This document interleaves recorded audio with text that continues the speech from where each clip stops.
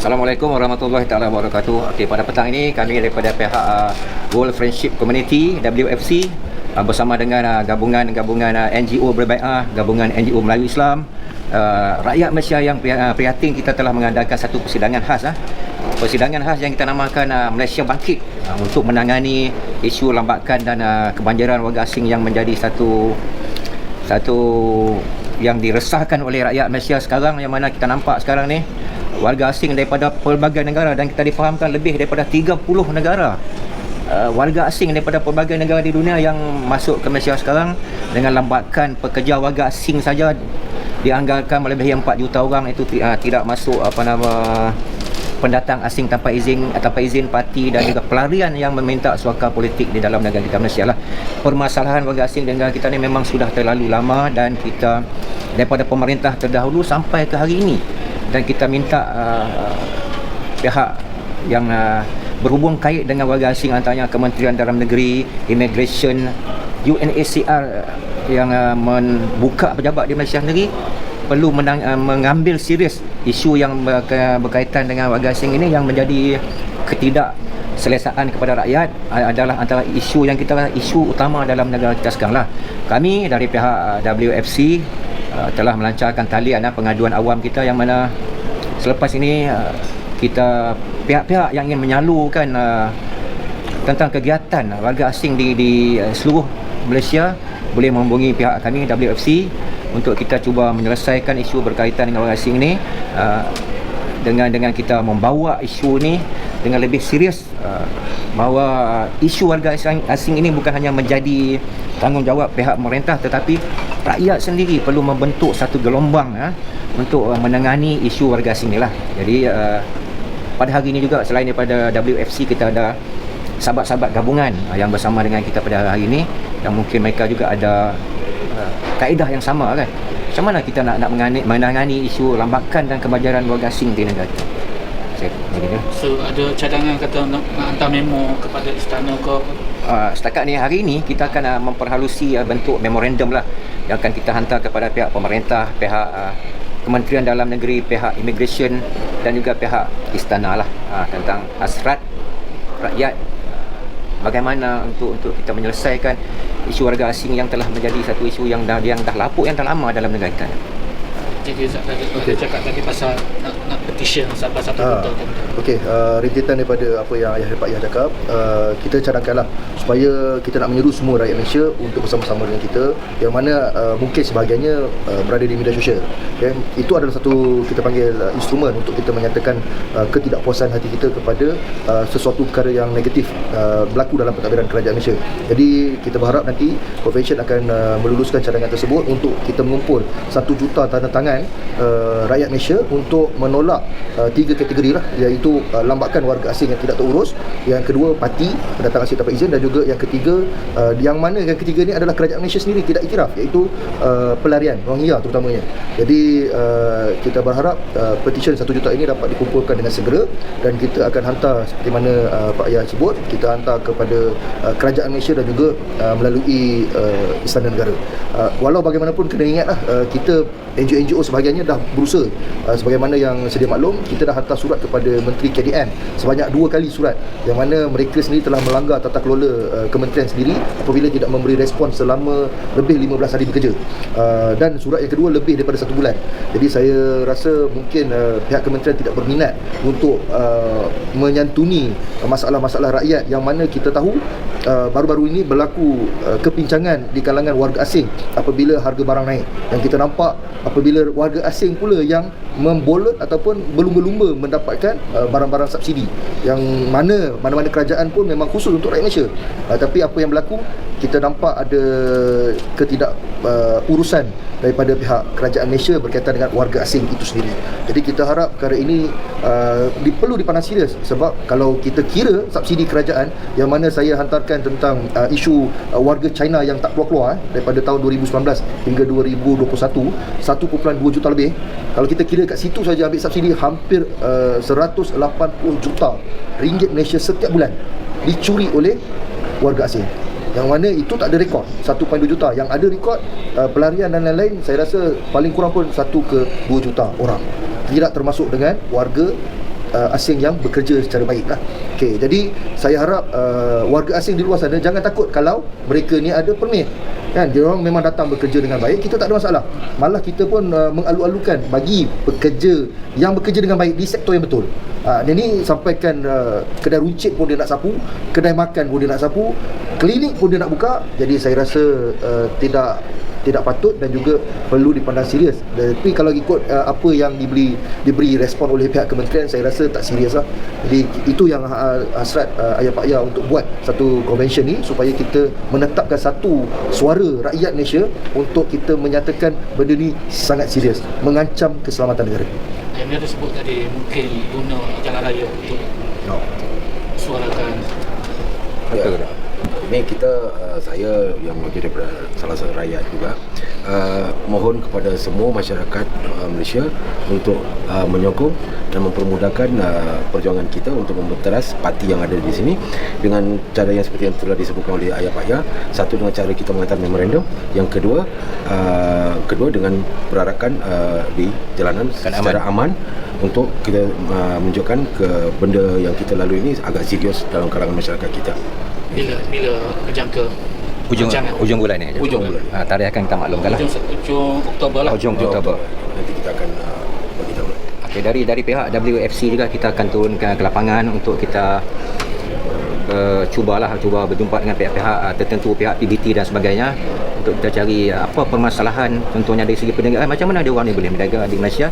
Dan sebab walaupun tidak boleh berniaga dengan mengalibaba lesen dan sebagainya, itu antara daripada skuad terjah kita yang akan turun ke lapangan lah.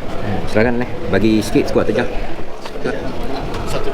Dari Amerika aja sikit. Kita akan turun ke lapangan lah. Kita akan turun ke lapangan di atas WFC punya platform untuk kita membantu rakyat untuk membasmilah warga asing yang berluasa di dalam negara kita lah. Sebab hari ini kita pun pandang serius tentang pelarian sebenarnya.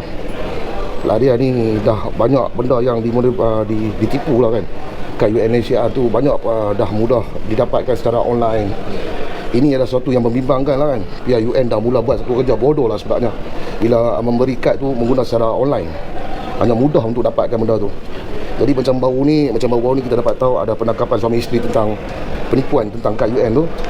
Itu adalah satu cara lah yang mereka buat kerja ni lah kan. Jadi kita minta lah kerajaan kita perlu juga campur tangan lah dalam pengurusan UN ni. Sebab banyak penipuan berlaku dalam UN ni yang kita nampak tau. Jadi bila untuk kami guna tim ni, kita akan turun ke lapangan dan kita akan cuba membasmikan lah. Tapi kita akan cuba buat yang terbaik tanpa membatasi undang-undang lah. Kita akan sentiasa taat kepada undang-undang sedia ada. Tapi kita akan membasmi keseluruhnya tanpa kita Tahan-tahan je. lebih kurang macam tu lah kan. Kita takkan bagi muka kat siapa-siapa guna warga asing ni. Ada kes lain ni sebelum ni yang terjah buat selain daripada yang tadi tu? Boleh cerita sikit lah tentang sebelum Kita tak ada, tapi setakat ni kita tahu lah ada daripada kita punya individu lain yang dah turun dah dapat terjah. Kita belum lagi buat apa-apa lagi lah. Tapi kita setakat ni kita menyantuni dulu sebab kita nak tahu permasalahan tu dulu. Sebab dengan cara kita menyantuni sebenarnya kita dapat macam-macam maklumat lah, macam-macam maklumat daripada mereka. Daripada Court Bazaar punya cerita semua macam-macam lah. Kita tak boleh, daripada US pun ada, kita tak boleh cerita di sini lah. Sebab itu dinyatakan oleh mereka dan benda tu bukan ada fakta untuk kita boleh cerita suka-suka. Tapi ini permasalahan kita akan cuba membincangkan nanti lah dengan pihak yang berwajib lah. Itu sajalah. Kes warga tempatan yang perempuan kahwin dengan warga asing ni serius kau macam? yang ada Tentang perkahwinan ni sepatutnya kita minta satu kerajaan gumbalkan ataupun buat satu undang-undang baru menarik hak istimewa orang Malaysia itu sendiri supaya mereka ini ataupun warga-warga asing ni tak boleh monopoli perniagaan, seperti tak memberikan mereka lesen perniagaan. Itu sepatutnya berlaku. Ini yang seharusnya bagus. Tak, ini satu kena tarik lagi macam hak istimewa orang rakyat Malaysia yang wanita yang berkahwin dengan warga asing ni supaya mereka tak monopoli perniagaan. Itu yang sepatutnya kerajaan buat. Tak, ini yang warga asing kahwin dengan warga asing yang ada UNHCR punya PAS, dia automatically dia pun jenis layak jadi UNHCR punya. Itu dia macam ni, kita dapat maklumat macam mana Indonesia memiliki kad UNHCR kerana mereka berkahwin dengan pelarian. Jadi untuk sama-sama mereka ke negara ketiga memudahkan mereka pergi bersama. Itu sebab mereka buang kerakyatan mereka sebagai rakyat Indonesia kemudian memiliki kad UNHCR. Ini adalah satu jalan cara ataupun untuk mereka pergi bersama suami mereka. Inilah jalannya lah. Mula kita tak faham kenapa Indonesia ni, kenapa mereka ni ada kad. Tapi ini lah cara mereka. Kerana mereka berkahwin dengan pelarian, kemudian mereka memiliki kad itu.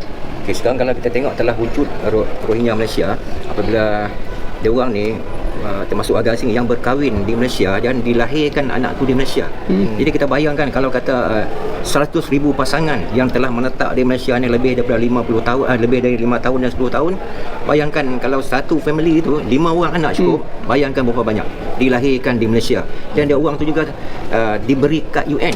Jadi lambakan itu bukan hanya daripada yang masuk daripada luar, tetapi dilahirkan di dalam negara kita juga adalah pemegang kad UN yang membolehkan dia orang ni tinggal selama mana mungkin.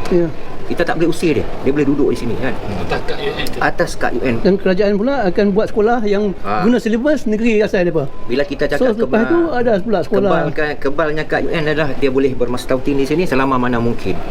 Selagi tidak hantar di negara ketiga ataupun negara asal, di Malaysia ni adalah tanah air dia orang. Itu yang kita dapat bila kita menyantuni warga asing yang lahir di Malaysia. Terlalu ramai.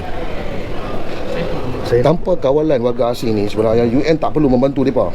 Ini salah satu yang UN tak bertanggungjawab. Dengan memberi kad, melepaskan mereka tak perlu bertanggungjawab untuk memberi apa-apa bantuan. Sebenarnya ada tu. Memang ada, tapi mereka tak beri apa-apa. Ada dana yang diberikan oleh pihak UN sebenarnya kepada kerajaan Malaysia.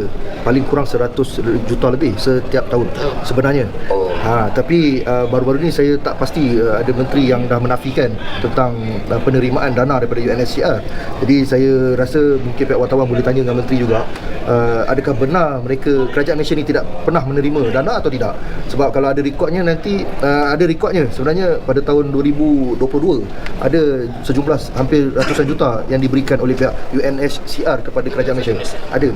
Jadi kita nak tahu mana pergi duit tu. Sebab apa yang kita faham, ada beberapa NGO juga yang membantu pihak pelarian warga pelarian ni, tapi kebanyakan di luar negara. Dan saya nak tambah tadi berkaitan dengan isu keselamatan negara kita ni tentang pelarian, apa yang kita tengah usahakan oleh bersama NGO, kesinambungan lah daripada beberapa NGO lain yang di luar sana yang mungkin tak dapat hadir. Sebenarnya saya nak bagi tahu yang kami hadir ni majoritinya yang bangsa Melayu dan Islam.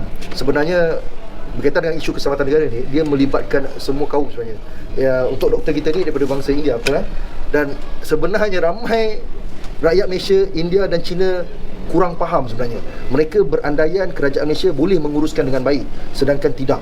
Dan perkara ini saya khawatir, terutama dengan bangsa India, rakan-rakan rakyat Malaysia yang berbangsa India ni, saya khawatir satu hari lagi Bangladesh ataupun Rohingya akan mengatasi jumlah populasi dalam negara ni. Dan anda bangsa India mungkin akan jadi kelas lagi bawah lagi daripada populasi minoriti. Jadi lebih minoriti daripada pelarian ataupun parti.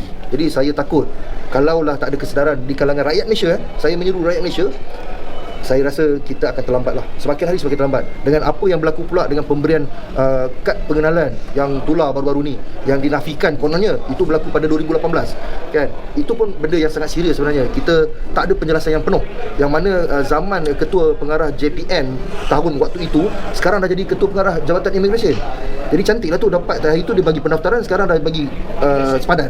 Jadi saya harap benda ni dipandang serius dan juga semua rakyat Malaysia kita menyerulah untuk bersama-sama dengan kita. Dan apa yang akan dilakukan oleh convention nanti harap boleh turut serta dan terus memberikan kerjasama yang baik, insyaAllah. Okay, daripada segi dana tadi yang disalurkan oleh PBB itu daripada pihak ni lah kan, kebanyakan kami tidak dapat bukti yang saya lah. Tak, orang yang banyak terlibat dengan immigration. Long sikit lah. Boleh dong cakap dulu. Apalah, banyak terlibat dengan pihak immigration dan sebagainya dalam menangani isu warga asing. Assalamualaikum warahmatullahi wabarakatuh. Sebenarnya isu warga asing ni adalah isu yang sangat serius. Apa yang kita lihat baru-baru ini, apabila kita sudah mula approach ataupun sudah mula menunjukkan kehadiran kita menentang bagi pihak rakyat, maksudnya kita tidak lagi mengharapkan pihak berkuasa. Apabila kita dah tak lagi mengharap pihak berkuasa, kita approach secara peribadi, kita nampak penentangan warga asing secara brutal. Sebagai contoh, mereka berani keluar di Facebook, keluar di TikTok, siap offer dan siap beri amaran bahawa mereka akan jadikan keturunan mereka sebagai Perdana Menteri, sebagai orang-orang berkuasa di negara kita. Ini satu ugutan serius yang mana sebagai rakyat kita bukan memusuhi warga asing. Secara total, saya sejak gerakan bermula 4-5 tahun lepas, kita dah memang hari-hari buat benda ni. Tujuan kita ialah untuk kerajaan mengambil perkara ini secara serius, mengeluarkan warga asing yang tidak ada dokumen ataupun yang tinggal lebih masa, kerana pertama, mereka tidak memberi keuntungan kepada negara. Kita tahu pendapatan negara datang dari situ apabila mereka bayar permit, levy dan sebagainya. Dan sumbangan mereka kepada kita ialah secara teknikalnya mereka bekerja dan pendapatan kepada penghilang ataupun kepada bos-bos yang mengambil mereka. Tapi apabila mereka tidak lagi mempunyai permit atau mereka lari dari majikan, mereka tidak ada keuntungan kepada kita.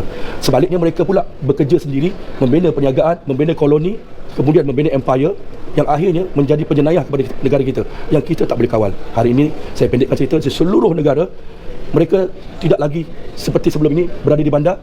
Sebaliknya mereka telah memfokuskan kawasan kampung, kawasan-kawasan felda, dan mereka membentuk koloni dalam hutan. Yang mana itu kita tak nampak. Sebelum ni kita nampak di bandar, kalau kata Coket, kalau belah KL lah, kalau belah sana kita Kelang, tempat saya semua. Tapi hari ni mereka mula keluar kawasan dan mereka menuju kepada tempat-tempat yang terpencil. Dan kita hari ni nampak orang kampung di tempat tu dah tak cari makan. Orang kampung biasa ambil upah RM50 satu hari, mereka minta RM20. Mereka berkongsi rumah, tak ada expenses. Orang kampung ada pendapatan lain, ada pembelanjaan lain. Jadi saya pendekkan pada semua rakyat Malaysia, saya minta sokong mana-mana gerakan yang melibatkan ini, bukan membenci, tetapi kita nak neutralkan negara kita. Negara hari ini ada masalah ekonomi, dunia ada masalah ekonomi. Kita seharusnya mengutamakan rakyat yang ada. Jadi apabila kita melebihkan warga asing ini, itu dah melampau lah. So kita minta kerajaan keluarkan warga asing yang tak ada permit, tak ada levy, tak apa ni, pulangkan. So kalau dia nak, dia boleh masuk dekat RTK. So kita dapat pendapatan. Dan kalau kerajaan nak ambil balik yang baru-baru ni offer 500,000 semua, kita minta stop dulu. Dalam negara pun banyak yang tak selesai, kita nak bawa masuk lagi. Jadi itu saja daripada saya berharap sahabat-sahabat saya hari ni yang mengadakan bermacam-macam gerakan, saya pun sama dah lama, tapi saya menyokong semua sekali. Kita buat bukan untuk membenci, tapi kita buat untuk negara dan untuk kita sendiri. Okay, terima kasih. Kita nak highlightkan isu dia. Boleh. Okay, untuk World Friendship Community, kita dah pengaduan awam, kita dah ada nombor hotline kita, dan WFC dalam ahli bersekutu kita sebagai sekretariat yang mana banyak NGO di bawah tu, kita menggabungkan ahli-ahli di peringkat global lah, ada daripada Myanmar, Bangladesh, Pakistan, selain daripada Malaysia, Indonesia, Thailand, juga sahabat-sahabat yang telah berhijrah ke negara ketiga di US, di Amerika, di Australia dan Kanada lah. Ini yang kita bentuk melalui platform TikTok, dan daripada situlah kita dapat info-info berkaitan dengan warga asing lah, termasuk di dalam negara dan juga di luar negara, terutama di penempatan di kamp Bangladesh lah. Okey. Dan kita minta pada rakyat Malaysia untuk sebarang aduan boleh ke hotline WFC 0177398332, dan kita akan salurkan balik maklumat ni kepada NGO untuk turun ke lapangan lah, untuk kita kita cari kaedah macam mana kita nak sampaikan pula kepada pihak-pihak yang menjaga hal warga asing. Okey. Tambahan belas Silakan. sebelum putus sikit, kita nak bantah Masuk balik tengah. oleh kerana Masuk balik ke tengah. Center stage balik. pasal Menteri Pelancongan. Kita nak bagi tahu apabila kita dah ada convention ni yang dianjurkan oleh WFC, kita nak bagi tahu bahawa kita membantah sekeras-kerasnya kemasukan pelancong China seramai 5 juta orang. So kita minta kerajaan Malaysia tangguhkan dulu, selesaikan 1.2 juta warga China yang tak keluar-keluar, hasil daripada 7 juta yang masuk tahun lepas. Mana kalau masuk 7 juta, 1.2 juta tak keluar. Kalau masuk 5 juta, agak-agak berapa juta tak keluar. Jadi kita bantah sekeras-kerasnya lah. YB Tiong, atau yang saya panggil gelaran dia Tiong Man, sila jangan biadab dengan rakyat Malaysia. Terima kasih. Lah dia ni sebagai rakyat yang terkesan dengan kehadiran warga asing lah. Boleh share sikit apa yang diorang yang tengah-tengah. Rakyat mana? Maksudnya ada rakyat antara yang terkesan dengan kehadiran warga asing. Ingat panggil Bangla bercakap Assalamualaikum warahmatullahi wabarakatuh. First kali saya minta maaf dulu penjelasan. Kita sebenarnya lambatkan warga asing ni buat perniagaan. Buat perniagaan di kawasan menggunakan lesen-lesen Alibaba. Menyebabkan ramai rakyat susah berniaga, ekonomi susah, kita dah kena persaingan tinggi antara warga asing dengan Malaysia. Jadinya rakyat Malaysia susah nak cari duit. Itu jadinya kita mohon kerajaan tolonglah bantu rakyat untuk menyelesaikan masalah kewangan ni. Disusahan rakyat. Susah sekarang beras, gula, tepung. Itu yang susahnya diorang tu. Aku harap kerajaan boleh bantu lah. Itu je. Okey.